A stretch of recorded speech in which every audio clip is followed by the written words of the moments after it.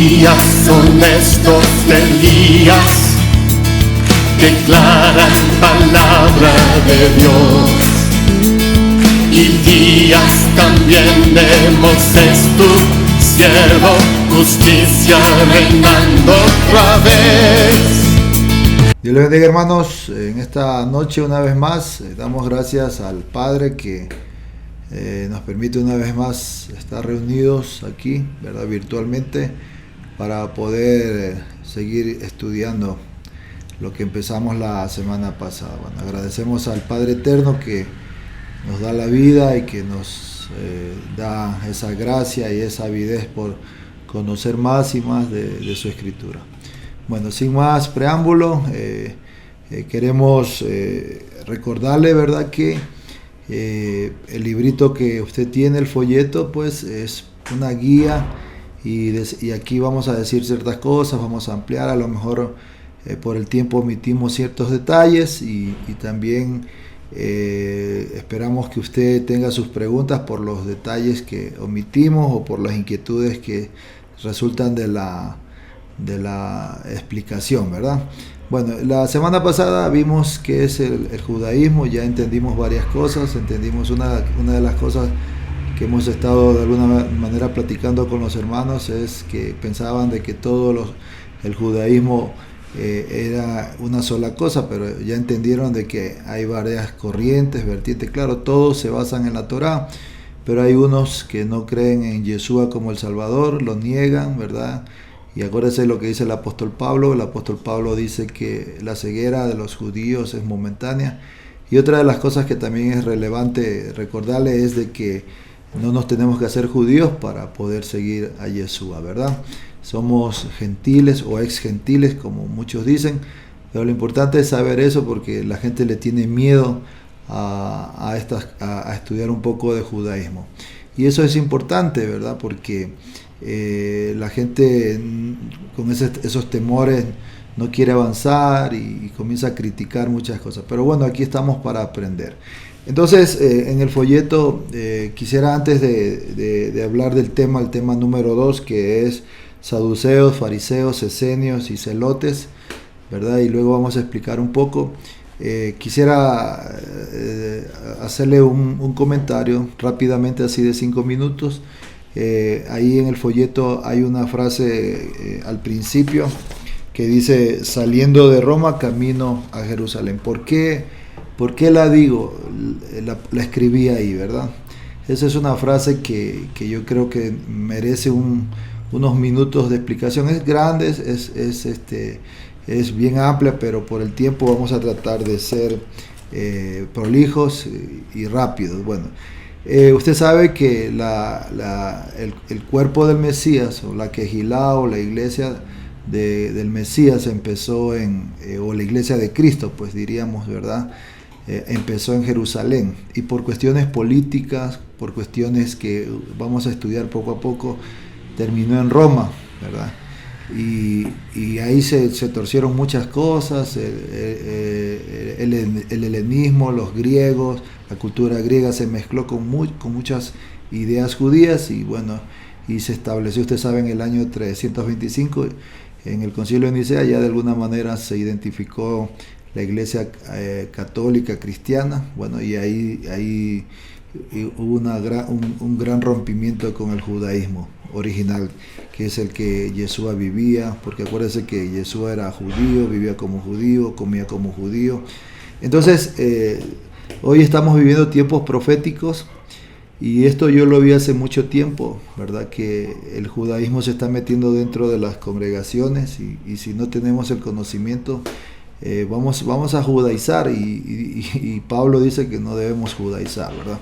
Son conceptos que yo creo que para muchos son nuevos, pero en el camino yo sé que los vamos a entender y los vamos a explicar, y como les dije al principio, es un gran rompecabezas que tenemos que irlo armando poco a poco. Entonces, ¿por qué puse la frase saliendo de Roma, camino a Jerusalén? Porque es algo profético, y vamos a leer así rápidamente en el libro de Isaías, capítulo 2, verso 4. Miren, aquí dice que ahí lo vamos a poner en su pantalla, ¿verdad? Y vamos a leerlo. Isaías, ¿no? Entonces lo voy a leer yo aquí en la Biblia. Isaías capítulo 2, verso, a ver, permítame, sí. Isaías capítulo 2, verso 2. Mire lo que dice. Acontecerá en los últimos días que el monte de la casa de Jehová será establecido como cabeza de los montes, y será elevado más que las colinas, y correrán a él todas las naciones. O sea, en los últimos tiempos va a ser levantada la casa, dice, el monte de la casa de Jehová, ¿verdad? Que es Jerusalén, donde estaba el templo, dice, y ahí, y correrán, dice, todas las naciones. Oiga bien, muchos pueblos, verso 3, vendrán y dirán, venid, subamos al monte de Jehová, a la casa del Dios de Jacob, para que Él nos enseñe sus caminos, y nosotros caminaremos en su senda. Bueno, ahí lo tenemos en la pantalla. Porque de Sión saldrá la ley, y de Jerusalén la palabra de Jehová, no de Roma. Entonces es una profecía que se está cumpliendo hoy, ¿verdad? Que de Sión está saliendo la ley, la Torá, o sea, como que hay una restauración de las cosas originales, de dónde salió. Incluso lo dice también el profeta Miqueas, el capítulo 4, verso 2. Acompáñenme.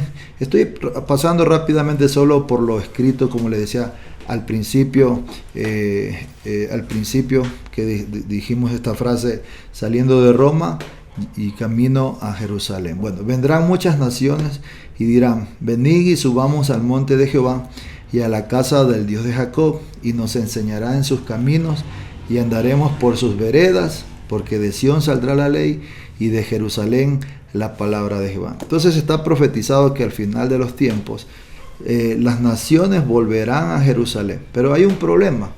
Mucha gente está volviendo a Jerusalén, pero están dejando a Yeshua como el Mesías.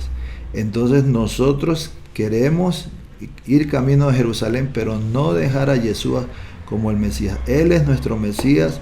Él es, vamos a decirlo en palabras griegas, Él es el Cristo, el que dio su vida por nuestra salvación, ¿verdad? Y eso usted va a ver familias enteras, congregaciones enteras que dejarán a Yeshua porque están camino a Jerusalén, ¿verdad?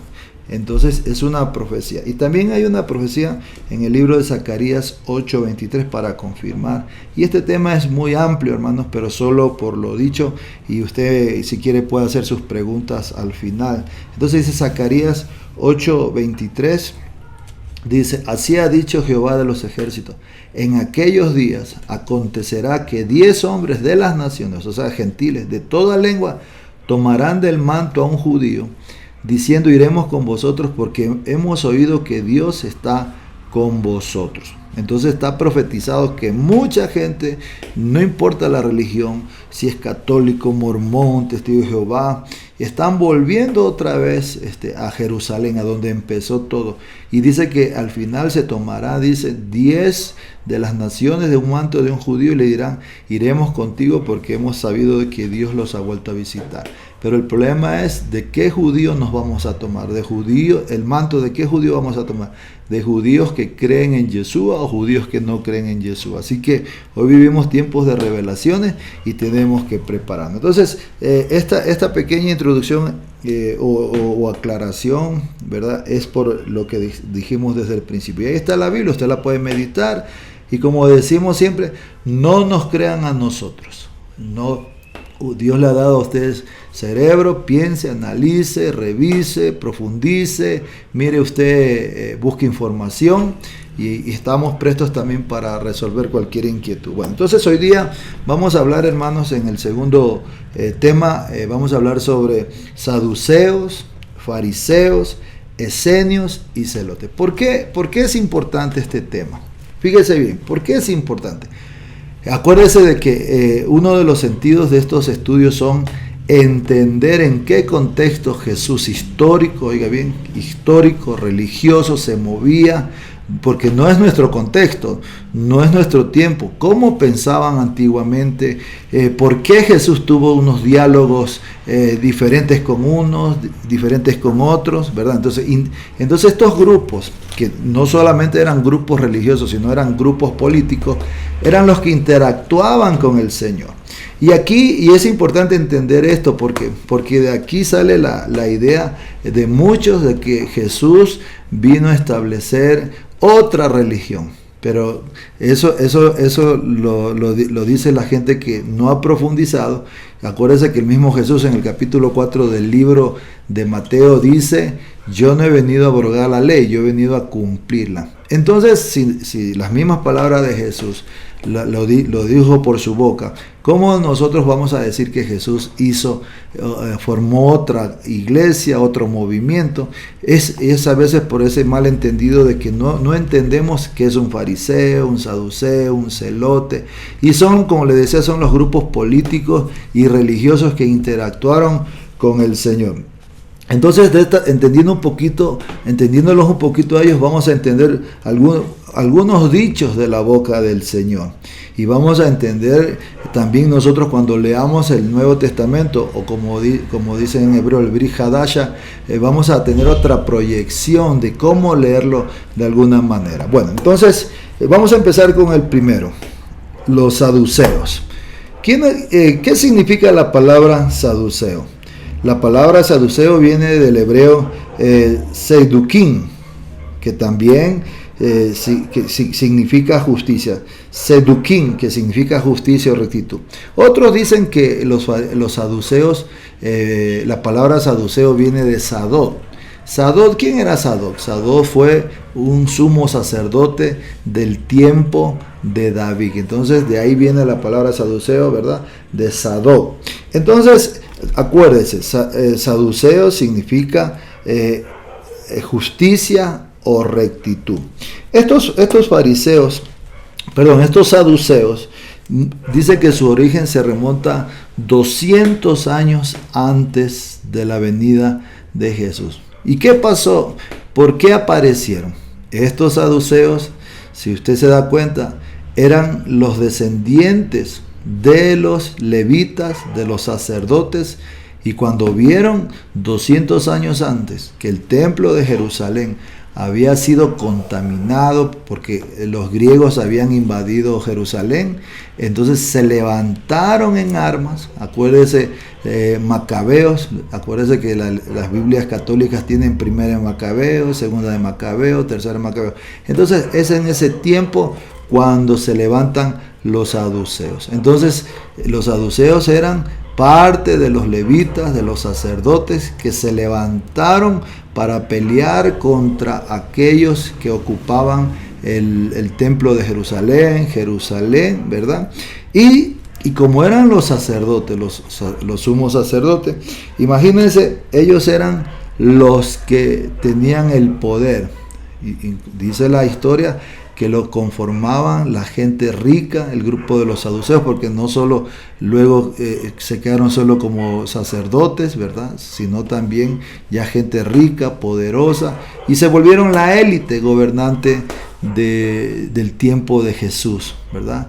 Y incluso dicen los historiadores que los saduceos eran gente que les gustaba mucho la política y se mezclaron mucho con los romanos.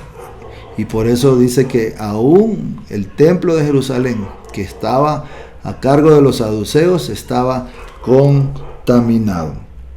Y recuérdense que esto es importante porque Caifás y Anás, que son los sumos sacerdotes del tiempo de Jesús, fueron uno de los que entregaron al Mesías, a Cristo Jesús. Y esto, mire, esto es bien importante porque mucha gente durante muchos años dijeron que los que entregaron a Jesús fue el pueblo judío, pero usted ve que los romanos, ¿verdad? Y en el lado gentil y en el lado judío, los saduceos. Ahí está Caifás, está Anás. Entonces, estos eran colaboracionistas con los romanos, por eso eran tan odiados por los celotes, que más adelante los vamos a ver. Entonces, recuérdese, estos saduceos, cuando el templo se destruyó en el año 70, como el fuerte de ellos era el templo, el movimiento, incluso ellos eran los que cobraban los impuestos en el templo, y en el año 70 el templo fue destruido. entonces los saduceos desaparecieron. Entonces quiere decir que duraron más o menos como unos 270 años, estuvieron en vigencia. Y es importante entender que Jesús tuvo interacción con ellos. Pero antes de hablar de algunos versos, quiero hablarle de las creencias. ¿Qué es lo que ellos creían o no creían? Y esto yo creo que más que la historia es lo que nos va a interesar, porque refiriéndose a todo esto, Jesús tuvo interacción, ¿verdad? Entonces, una de las cosas que no creían, oiga bien, era en la predestinación del alma. Oiga bien, era en la predestinación del alma. Acuérdense que los saduceos no creían, escúcheme bien, no creían en los profetas, no creen en los profetas, solo en la Torah y en lo que está escrito. Por eso sus interpretaciones, a veces dicen los libros antiguos que eran llenas de legalismo tremendo. Entonces, una de las cosas que no aceptaban era la predestinación del alma. Otra de las cosas que también hay que entender es que ellos enfatizaban en el libre albedrío humano. Totalmente. Usted va a ver que tienen una diferencia con los fariseos. Los saduceos enfatizaban en el libre albedrío humano para escoger el bien y el mal. Y tenían un odio profundo hacia los extranjeros, pero más sin embargo políticamente estaban enredados con las fuerzas extranjeras. También decían los saduceos que mientras más grande tu pecado, más grande tu sacrificio u ofrenda. Acuérdense que los que estaban encargados del templo eran ellos, entonces enseñaban que si tu pecado era grande, tu ofrenda o sacrificio tenía que ser más grande. Entonces no creían también en la vida eterna. Fíjese usted, o sea, y usted va a ver que más adelante Pablo va a usar una frase, pero la voy a dejar para más adelante, que vamos a leer unos versos. Entonces, como le decía, no creían en la interpretación rabínica de los fariseos de la Torah. Para ellos todo era textual. No creían en la tradición oral, no creían en ninguna interpretación alágica, nada. Ellos solo era la Torah. Dicen muchos que estos son los caraítas de aquel entonces. ¿Se acuerdan que vimos en el primer tema qué son los caraítas, verdad? Que eran solo a la gente que solo usaba la Biblia, no creían en la tradición, en la Mishnah, en el Talmud, en la Gemara. Bueno, eso ya lo vimos y espero que usted se recuerde. No creían en la venida del Mesías. Fíjese qué interesante. Por eso no les costó entregar al Mesías. No creían en la venida del Mesías. Sostenían que Dios premiaba a los hombres buenos en vida, por lo que ellos, al ser ricos, eran el pueblo bueno. Parecen doctrinas de este tiempo, ¿verdad? Pero son doctrinas que hace 2000 y pico de años ya estaban. Su filosofía era materialista, liberal y mucho más mundana que la de los grupos. Y una cosa muy importante, como ya dijimos que no creían en la vida eterna, ellos no creían en la resurrección. Y por eso le quiero leer un versículo. En 1 Corintios 15:32. Mire lo que dice. 1 Corintios 15:32. Porque como no creían en la vida eterna, ni creían en la resurrección, entonces mire lo que dice, interesante este verso. Estamos hablando de los saduceos. Si como hombre, dice, batallé en Éfeso, Pablo está hablando, ¿verdad?, contra fieras, ¿qué me aprovecha si los muertos no resucitan? Oiga bien, dice, comamos y bebamos porque mañana moriremos. Pablo, que era un fariseo, sabía cuál eran los dichos de los saduceos, y uno de los dichos de los fariseos, de los saduceos, era comamos y bebamos porque mañana moriremos.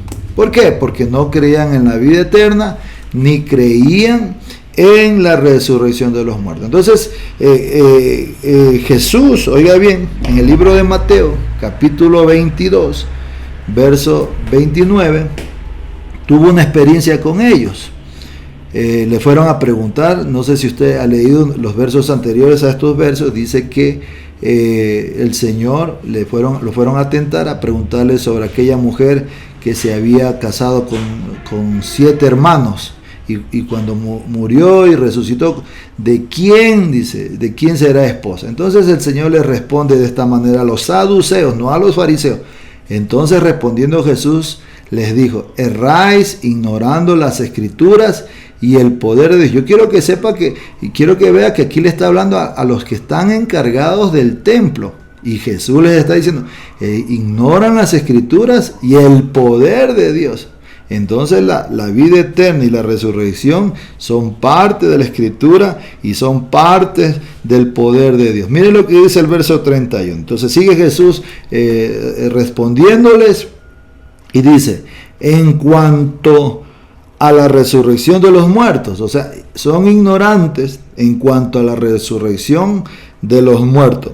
Y les hace una pregunta, ¿no leísteis lo que se os habló por Dios diciendo, yo soy el Dios de Abraham, el Dios de Isaac y el Dios de Jacob? Él es el Dios, no de los muertos, sino de los vivos. Entonces, este diálogo lo tuvo el Señor con los saduceos, que le repito, era la élite económica, eran los descendientes de los sacerdotes, pero acuérdese que ya ese sacerdocio estaba torcido y usted va a ver en qué va a desbordar eso. Bueno, entonces no sé si quedó claro, ahí usted tiene sus preguntas, anótelas y luego respondemos. Entonces vamos a hablar sobre los fariseos. ¿Qué significa la palabra fariseo? La palabra fariseo viene del hebreo perushin, oiga bien, y significa separado. Repito, la palabra fariseo viene del hebreo perushin, que significa separado. Qué maravilloso entender un poco la escritura. Muchos dicen que el origen de los fariseos fue 536 años antes de Cristo. Otros dicen que el origen de los fariseos fue, mi amado hermano, dice, en Babilonia, en el cautiverio. Acuérdese que Judá y Benjamín fueron al cautiverio de Babilonia y ahí dice que empezaron los fariseos. Y es interesante entender que ahí en Babilonia empezaron las sinagogas. Acuérdese que la palabra sinagoga es una palabra latina, ¿verdad? Latina, no española, sino sinagoga es latina. Pero bueno, viene del griego sinagoge, que significa lugar de reunión.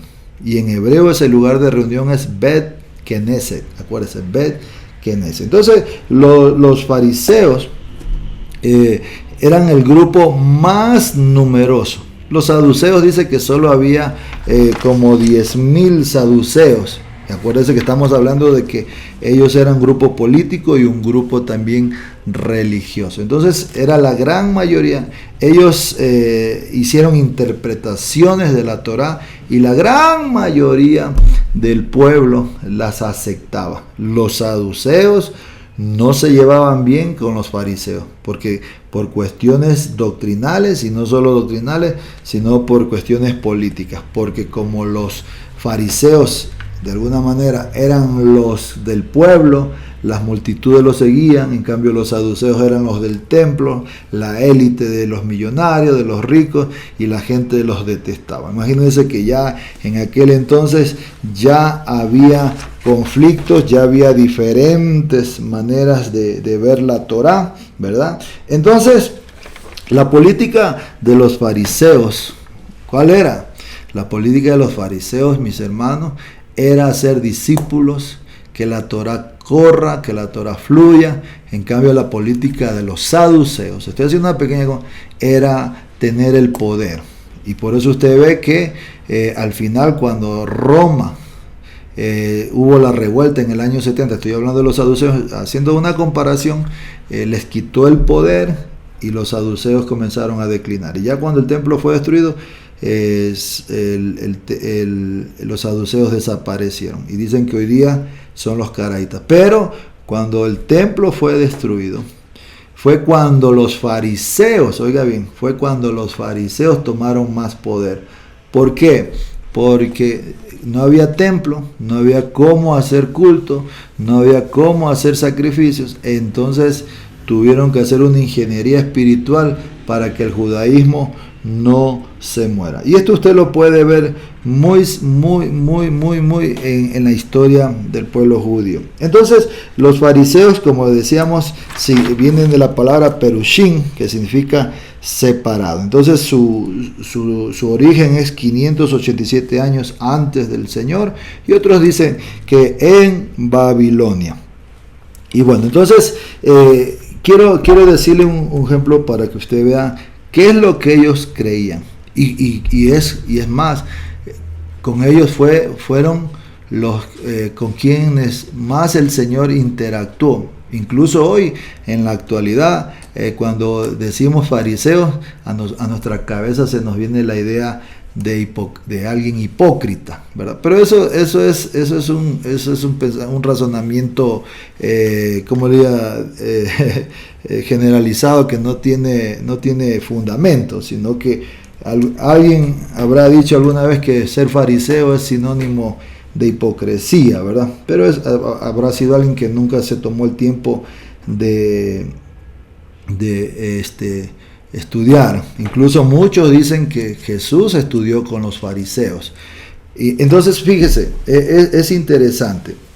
¿Qué creían los fariseos? Y esto es importantísimo. Y luego vamos a leer unos versos y usted va a decir, wow, qué tremendo ver la Biblia desde esta óptica. Creían en la libertad humana. El destino influía ciertamente en los hombres. Acuérdense que en cambio los saduceos creen en el libre albedrío absoluto. Entonces los fariseos creen en la libertad humana. El destino influía ciertamente en los hombres, pero estos no eran juguetes en las manos de Dios ni en sus propias manos. De hecho, podían decidir lo que querían hacer con su vida. Otra de las cosas que creían los fariseos era que los diezmos había que traerlos a la comunidad. Acuérdense que los saduceos decían que los diezmos había que llevarlos al templo, y los fariseos hay que llevarlos a la comunidad, porque en la comunidad está el que te enseña Torah. Acuérdense que antes se llevaba los diezmos al templo, ¿verdad? No solo para que los levitas vivan, sino porque como estaban encargados de instruir al pueblo para que puedan dedicarse al ministerio. Entonces, cuando desapareció el templo, desaparecieron los levitas, desaparecieron los sacerdotes, y la práctica religiosa la instauraron los fariseos, y decían, hay que traer a la comunidad el diezmo, porque ahí están los que nos instruyen en la Torah. ¿Qué le parece? Qué cosa tan maravillosa. Yo sé que usted está aprendiendo. Creían en la inmortalidad del alma. Los saduceos no creían en la inmortalidad del alma. No todo acaba con la muerte, sino que las almas siguen viviendo. ¿Qué le parece? Los saduceos decían no hay resurrección, no hay vida eterna, y por eso Pablo lo cita en Corintios, dice, comamos y bebamos porque mañana moriremos. Creían en unos castigos y recompensas eternas. Las almas de los malvados eran confinadas en el infierno. Pero cuando digo infierno, tenemos que entender que el infierno no es desde la perspectiva cristiana, sino desde la perspectiva judía. Entonces, de esa manera creían, para recibir su castigo, mientras que la de los bondadosos eran premiadas. Esto se le llamaba el Gan Edén o el placer grande, bueno, como lo queramos enseñar, o el seno de Abraham o el paraíso. Ese tema lo estaremos estudiando en el segundo módulo. Creían en la resurrección. Las almas de los bondadosos recibirán un nuevo cuerpo. No se trataba de una sucesión de cuerpos humanos mortales, como sucede, escuche bien, en las diversas visiones de la reencarnación, sino de un cuerpo para toda la eternidad. Esto quiere decir que los fariseos no creían en la reencarnación. Quiero decirle que el 90% de las religiones, de las creencias judías, creen en la reencarnación. y eso también hay que estudiarlo más adelante. Entonces, fíjese que es interesante entender este puntito de la resurrección. ¿Qué pasa? Ellos creían en la resurrección de los muertos y hay base escritural en la Torá. Entonces, ¿cuál era el enojo que los discípulos de Yeshua predicaban que Yeshua había resucitado? Es que ellos creían en la resurrección de toda la gente. Nunca creyeron en que un hombre en especial iba a resucitar. Y ese fue el enojo del apóstol Pablo, que perseguía a los que creían en la resurrección de Yeshua y en que Yeshua era el Mesías. Pero ellos creían, los fariseos, en la resurrección, pero nunca creyeron en que un hombre en especial iba a resucitar. Y eso es importantísimo porque ahí usted va a poder entender el libro de los Hechos, ¿verdad? Otra de las cosas, creían en la obligación de obedecer su tradición interpretativa referida a las obligaciones religiosas, cosa que los saduceos no creían en la Torá oral. ¿Se acuerda que hablamos de ella, verdad? Lo que hoy día es el Talmud. Dice hay que obedecer las oraciones, los ritos. Entonces, estas son muchas de las doctrinas de hombres que el Señor rechazó, Yeshua rechazó. Y yo creo que en el otro tema vamos a hablar de las Takanot para entender qué es lo que el Señor rechazó. El Señor nunca rechazó la Torah, lo que rechazó fue la tradición de los hombres, ¿verdad? Y los saduceos no creían absolutamente en la tradición de los hombres. Y vamos a ver más adelante si realmente la tradición de los hombres tiene sentido o no tiene sentido, pero eso ya será más adelante. Bueno, entonces, cuando uno lee la Biblia y uno ve que Jesús tuvo unas desavenencias con los fariseos, entonces ahí se da la interpretación, ¿verdad?, de que Jesús está cambiando, está cambiando la Torá. Y repetimos lo que Jesús mismo dijo: yo no he venido a cambiar la Torá, yo he venido a darle, voy a parafrasearlo, a darle el sentido real de la enseñanza.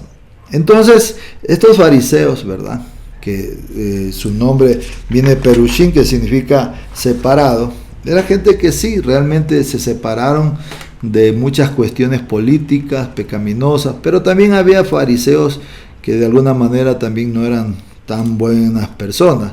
Pero cuando Jesús se encuentra con ellos y tiene esas discusiones, y discusiones tales como, mas yo os digo, entonces esa frase para nosotros no tiene sentido cuando nosotros la sacamos del contexto, pero cuando la sacamos, la ponemos en el contexto adecuado, nos damos cuenta de que esa frase era algo normal de un maestro. Incluso Jesús quería formar su propio grupo, ¿verdad? Y de hecho lo formó. Por eso acuérdense que ¿cuántos recibieron el Espíritu Santo allá en Pentecostés? 120.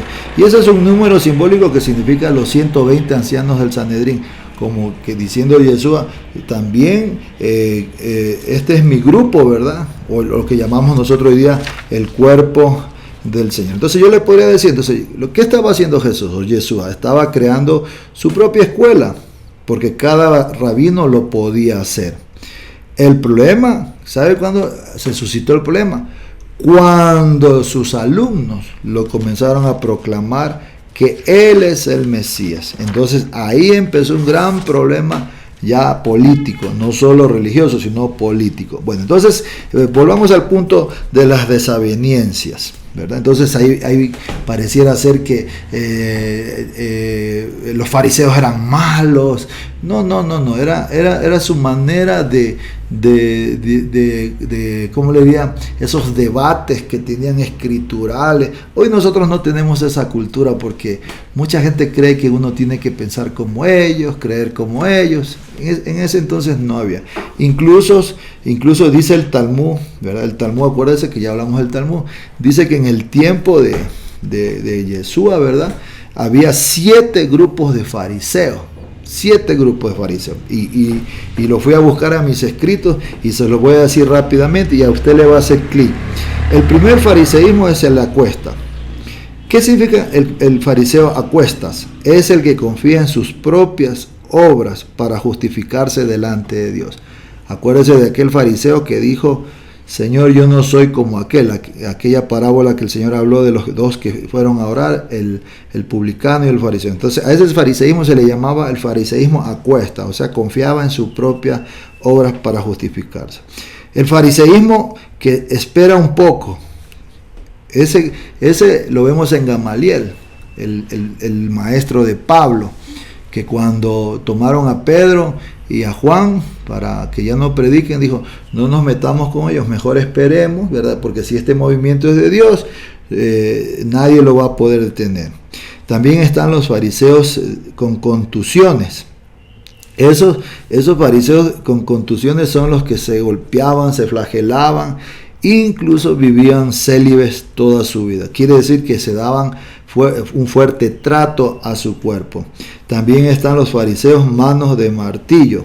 O sea, esos son los humildes por fuera, pero son solo apariencia. Acuérdense que el Señor habló de ellos y dijo: son paredes blanqueadas, sepulcros de huesos, ¿verdad? También está el fariseo contable, aquel que hacía buenas obras y querían que se las cuenten. Y Jesús habló de ellos y les dijo: los fariseos, dice, dan limosna y quieren que les toquen trompeta. Y cuando oren, enciérrense en su cuarto. Está hablando de ellos, de los que quieren ser vistos y querían que sus obras sean contadas. También está el fariseísmo o el fariseo temeroso de Dios. Y eran los temerosos de Dios real. Acuérdense de Nicodemo, de Simón el leproso, que fueron fariseos. Y también está el fariseo del amor. Ese obedece a Dios no por imposición, no por obligación, sino es el fariseo que obedece a Dios por amor.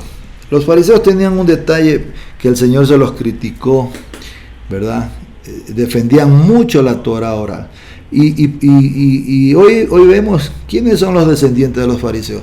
Los descendientes de los fariseos son los rabinos, oiga bien, ortodoxos, los que andan de negro, así dicen, ¿verdad? Que ellos son los descendientes de los fariseos de aquel entonces. Bueno, entonces yo le quiero leer un versículo en el libro de Lucas, capítulo 13, verso 31, porque quiero seguir rápido con los esenios y luego hablar de los celotes. Dice: aquel mismo día llegaron unos fariseos diciendo: sal y vete de aquí, porque Herodes te quiere matar. Imagínense, aquí podemos ver de que incluso Jesús tenía amigos dentro de los fariseos. Mucha gente no lo va a creer, pero usted lo está leyendo ahí. Entonces hay que entender bien este tema, porque como fue con los que más interactuó, y ellos eran los que de alguna manera el pueblo los oía. Entonces vemos a Jesús en esa disputa, pero no es que está cambiando la Torah. Lo que Jesús está enseñando es una interpretación correcta. Podríamos decir nosotros hoy día la ley del Mesías, ¿verdad? Es la interpretación de la Torah del Padre y de cómo nosotros tenemos que aplicarla, no con ese legalismo, no con esa imposición tan marcada, no. Entonces Jesús, como le decía, suena un poco difícil creerlo. Dicen muchos que Jesús estudió con los fariseos. Bueno, vamos a hablar de los esenios. La palabra esenio viene del griego hasidei, que es piadosos. ¿Quiénes son los esenios? Voy rápido porque el tiempo se acortó, ya se acabó, hermanos, casi. Los esenios aparecieron también en el año más o menos 166, ¿verdad? Antes de la era de Cristo. ¿Y quiénes eran? Quiero que note este detalle. Cuando los saduceos, escúcheme, cuando los saduceos liberaron el templo de las manos de Antíoco Epifanes, 200 años, ¿verdad? Los saduceos estoy hablando, de los griegos, entonces pusieron, hermano, ahí un rey que muchos sacerdotes, incluso tengo por aquí el nombre, no estaban de acuerdo con él y tenían Este grupo, que también eran sacerdotes, escuchen bien, que tenían un líder llamado el maestro de justicia, dice que se separó y todos los sacerdotes, oiga bien, todos los sacerdotes se fueron a vivir a las cuevas, a las montañas. Entonces a ese grupo se le llamó los esenios, y ellos vivían en las cuevas de Qumran. No solo en las cuevas de Qumran, también dice que vivían en las ciudades. Y era gente que querían elevarse espiritualmente, no querían contaminarse con los del templo.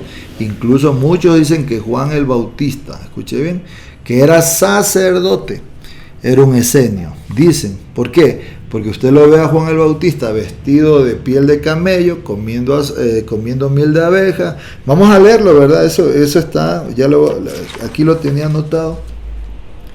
Mateo 3:4.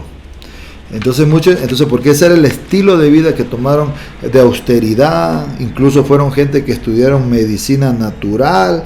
Eso usted lo puede ver todo lo que le digo en la historia. Dice, y Juan estaba vestido de pelo de camello y tenía un cinto de cuero alrededor de sus lomos, y su comida era langosta y miel silvestre. ¿Cómo eso?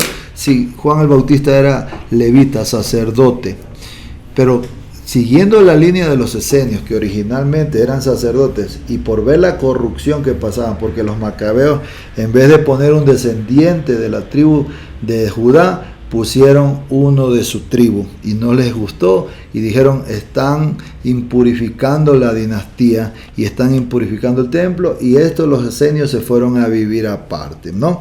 Entonces es interesante ver, y como le decía, ellos ya no existen, ¿verdad? Y eran gente así bien, ¿cómo le diría?, piadosa, pero estricta en su manera de pensar, en su manera de vivir. Incluso las riquezas económicas las compartían. Y usted va a ver, a medida que vamos avanzando, usted va a ver que Jesús tomó ideas de fariseos, ideas de saduceos, ideas de esenios. Usted va a ver, ¿verdad? Porque Jesús vino a dar una interpretación correcta.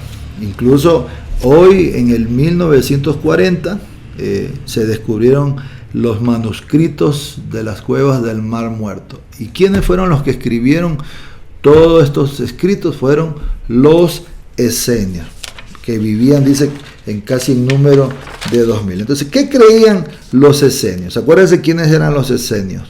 Los esenios eran sacerdotes, levitas, y bueno, y luego se unieron más gente, ¿verdad? Porque la gente se unió a ellos. ¿Y para qué se aislaron? Para cumplir el famoso dicho del libro de Isaías, que dice, preparen el camino del Señor. Y acuérdense que el líder de ellos se llamaba el maestro de justicia. Entonces, mire lo que creían. Dice, si alguien deseaba ser miembro de la comunidad, debía ser instruido, aceptado y luego pasar 3 años de prueba para ingresar definitivamente. A los que hacían el juramento y entraban en la comunidad se les exigía una vida entera de estudios de la Torá, de la ley, humildad y disciplina. Ahí está. No cualquiera podía ser un esenio por la vida tan difícil que ellos mismos se autopusieron. No volvían a jurar. Otra cosa que creían, pues estaban obligados a decir siempre la verdad.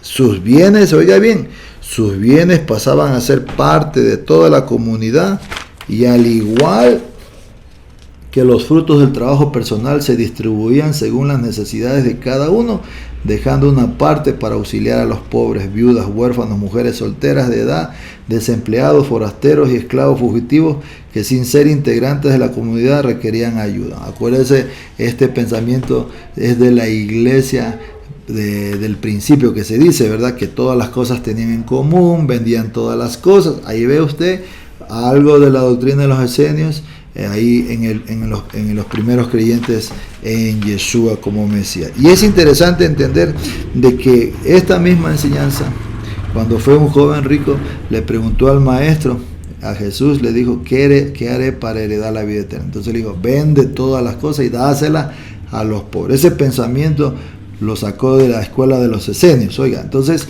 ahí vamos entendiendo un poquito más. Otra de las cosas que creían, se imponían también la observancia de un estricto código de disciplina cuya base era la corrección fraterna mutua. O sea, si tú veías a alguien mal, estabas en la obligación de corregirlo. Dios quiera que nosotros tengamos esa capacidad de corregirnos en amor y en disciplina y en conocimiento.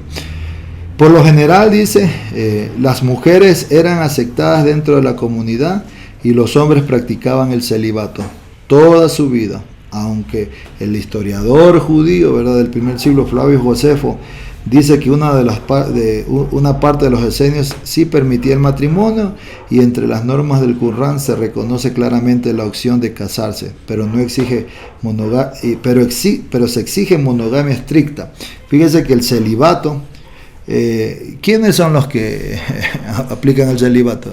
Los curas. Entonces quiere decir, por eso el catolicismo, cuando usted estudia el judaísmo, usted se va a dar cuenta que el catolicismo es una copia, a veces un poco torcida del judaísmo. Entonces ahí ya aparece el celibato, no como un mandato de Dios, sino como una autodisciplina que ellos se han puesto.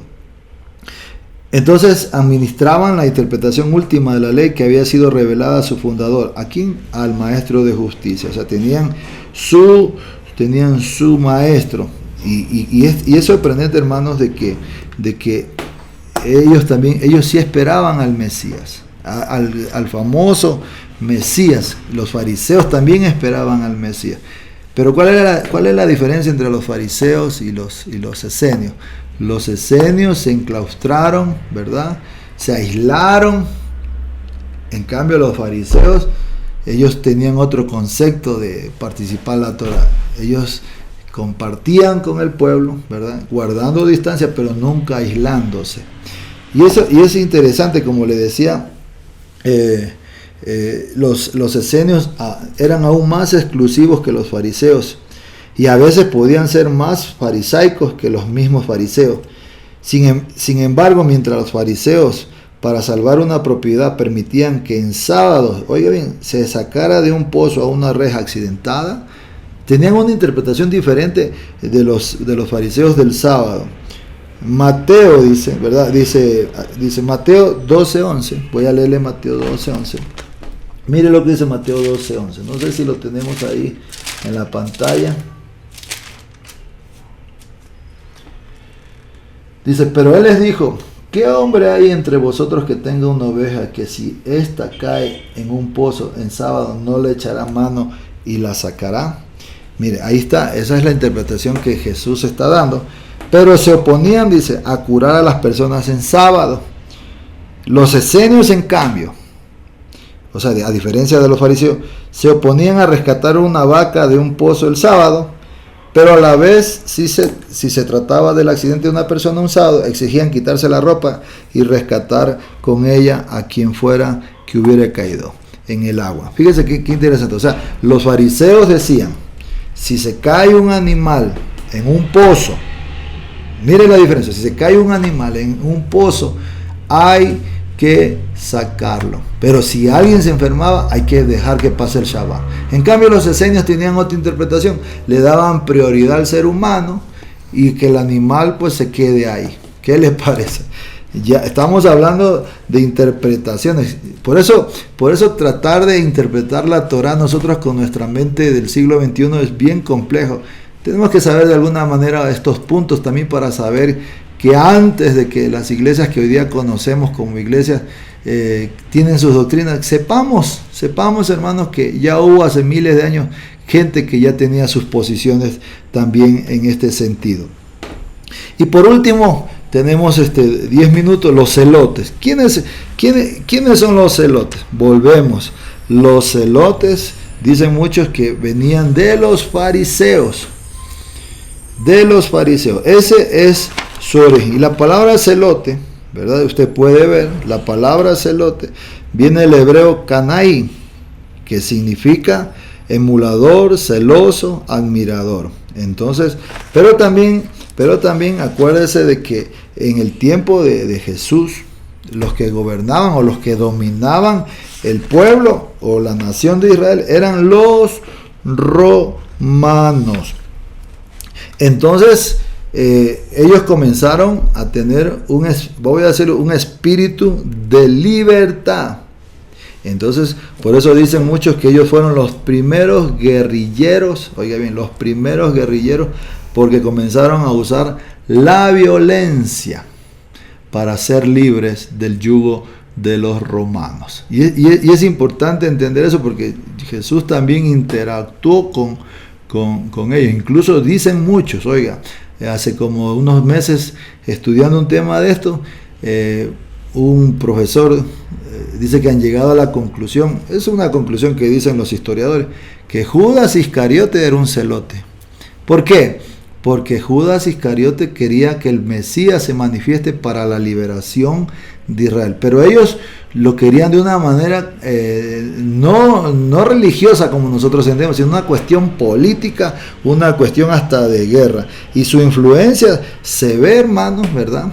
Se ve mucho, y usted va a ver, vamos a leer luego unos versos para que usted vea que ahí están en la Biblia, sino que están encristados, y a veces por las traducciones no entendemos. Entonces, ¿qué significa la palabra celote? La palabra celote, ¿verdad?, viene del hebreo canaíta, ¿verdad?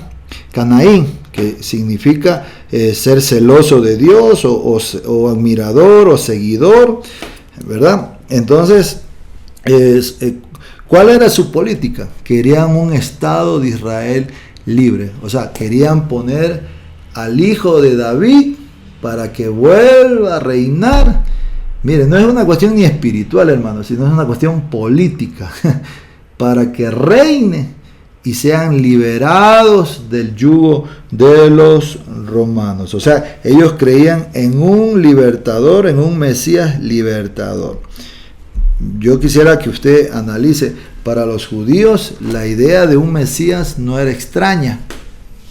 Acuérdense que los que recibieron y los que explicaron por primera vez la doctrina, voy a usar términos cristianos, de el Mesías, fueron judíos. Entonces para ellos no era extraña la idea de un Mesías, y siempre pensando que ese Mesías es el que va a instaurar el reino de Dios, o sea, el reino de David.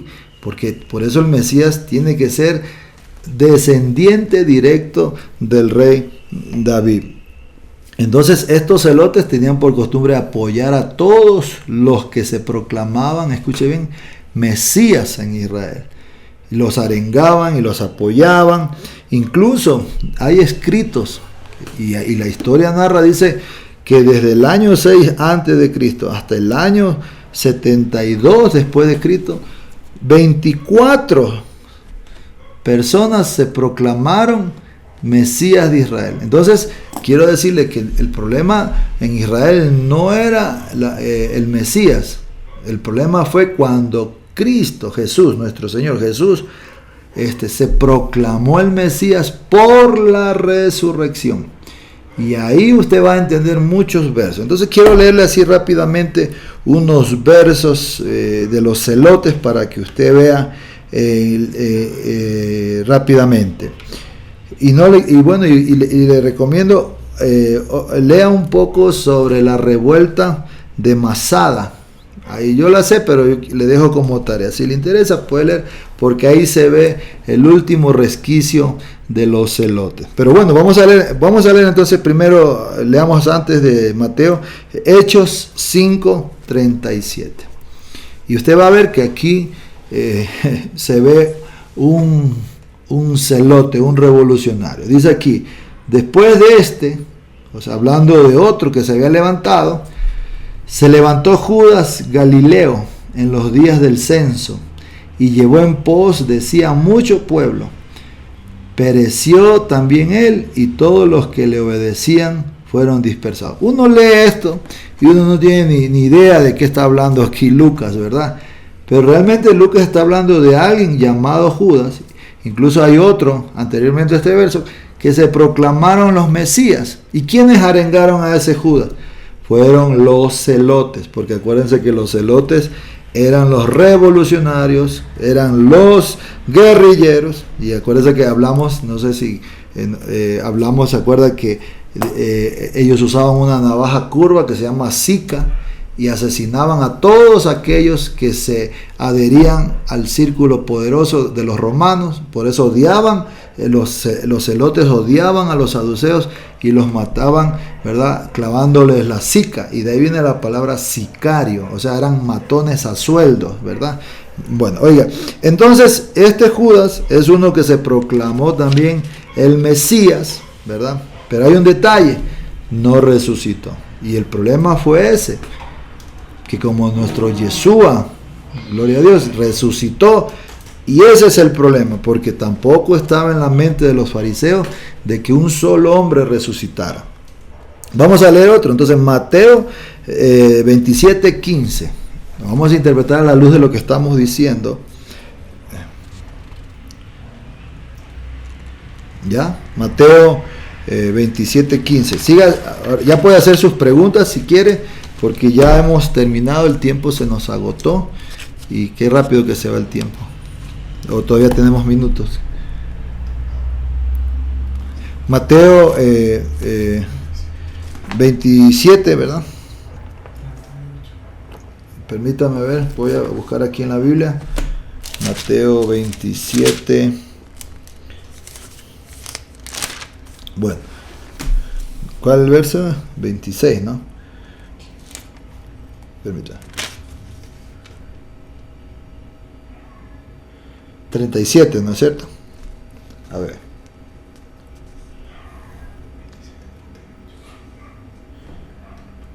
Perdón, Mateo 27, 38. Ahí, hermano, yo vi que tenía unas erratas en unas citas bíblicas, pero ahí le pido paciencia. Usted, por favor, cámbiele, ¿verdad? Antes también creo que tuve otro error. Bueno, dice: entonces crucificaron con él a 2 ladrones, uno a la derecha y otro a la izquierda.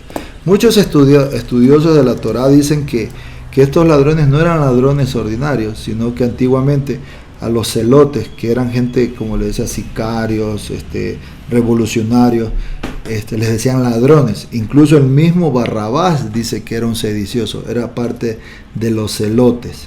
O sea, entonces hay en Mateo 10, 4 también habla de que Jesús tuvo, escuche bien, Jesús tuvo un discípulo que fue celote. Simón el cananista, dice, mire, Mateo 10:4, Simón el cananista, o sea, el celote. O sea, Jesús hasta un guerrillero tuvo, hermano. Así que los guerrilleros sean bienvenidos, aleluya, aunque ya hay muchos en la iglesia también. Y dice: y Judas Iscariote, el que también le enteró. Entonces, estos fueron discípulos del Señor. Entonces, ese cananita es celote, ¿verdad? A estos dos envió Jesús y le dio instrucciones. Así que hay esperanza para los guerrilleros, hermano. Entonces, si usted se da cuenta, Yeshua vivió, interactuó con un grupo de personas, con estas personas con diferentes criterios, diferentes visiones de la vida, diferentes visiones de la Torá, ¿verdad? Pero eso vamos a estudiarlo más adelante, ¿verdad? La otra semana vamos a hablar cuál era la escuela que prevalecía en el tiempo de Yeshua. Espero que le haya servido esta pequeña meditación o estudio y usted tenga un poquito más claro de cómo leer el Nuevo Testamento. Ya no como con mente del siglo XXI, sino con un poquito de contexto histórico. Bueno, no sé si hay alguna pregunta. Entonces dice, ¿solo Jesucristo puede resucitar? Pues claro, solo Él resucitó. Que yo sepa, nadie más ha resucitado. Y esa es la confirmación, escúcheme, hermano, y esa es la confirmación de que Él es el Mesías. Recuérdese que los fariseos creían en la resurrección, pero no de que un hombre en particular resucite. Y cuando resucitó y comenzaron a predicar que Jesús había resucitado y que es el Mesías, el problema no era que Jesús era el Mesías, el problema era que Él resucitó. Ahí, por eso usted ve que Pablo, el apóstol Pablo, Saulo de Tarso, ¿verdad?, comenzó a seguir a los creyentes en Yeshua, no a los cristianos, porque los cristianos no existían, porque comenzaron a proclamar que Yeshua resucitó. Y esto es muy importante entenderlo, ¿verdad? ¿Por qué? Porque todos los que antes no resucitaron, no, aunque hayan tenido milagros, señales poderosos en la Escritura, no fueron los Mesías. Entonces en ese contexto usted ya podrá entender más cuando el mismo Jesús dijo en Mateo 24, y vendrán falsos cristos. Bueno, entonces Sadoc era de la tribu de Leví, sí. Acuérdese que solo de la tribu de Leví podían ser sacerdotes, nadie más. ¿Y qué hicieron los romanos? Los romanos en el tiempo de Yeshua pusieron gente que ni siquiera era judía, sino gente que compraba los títulos y los ponían ahí. Y como era gente ignorante en cuanto a la ley, entonces tenían que contratar gente que sepa la ley, que se llamaran los escribas. Y ahí los escribas tomaron fuerza porque sabían más que los mismos sacerdotes que no eran sacerdotes.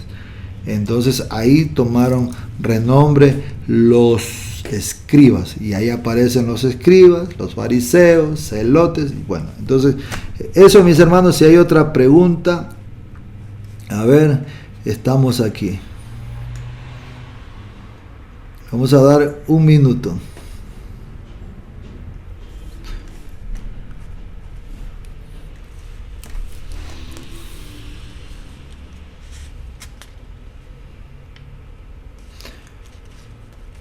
Aleluya.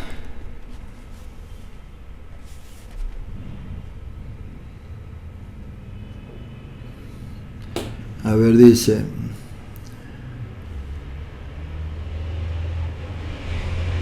o sea, dos fueron quienes entregaron a Jesús, o sea, Simón y Judas. No entendí eso bien. No dije eso. Lo que dije yo es que Simón, oiga bien, Simón y Judas, dicen los historiadores, ¿verdad? Bueno, de Simón no tenemos duda, que era cananita, era un celote, era un revolucionario. Y Judas, dicen los historiadores, que Judas se entregó al Señor porque como esperaba que el Mesías se manifestara, ¿verdad? Como el hijo de David, a liberar al pueblo de Israel del yugo de los romanos. Entonces no es que los que entregaron al Señor, ¿verdad? Fueron los sacerdotes Caifás y Anás, pero no el pueblo.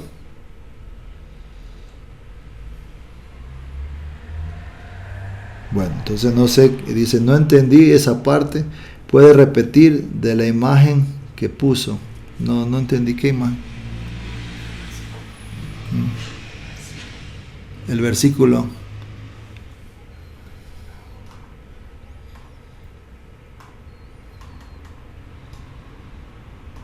Si me pueden preguntar, es que no entendí la pregunta, por favor.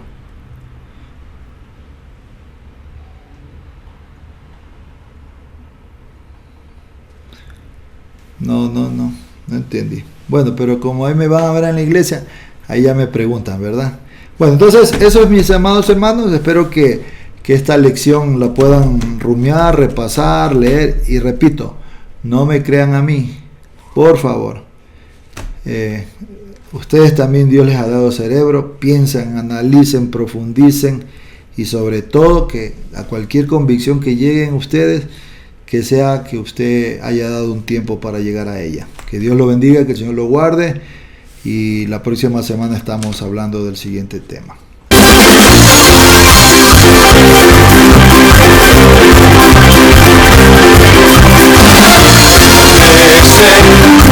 Pues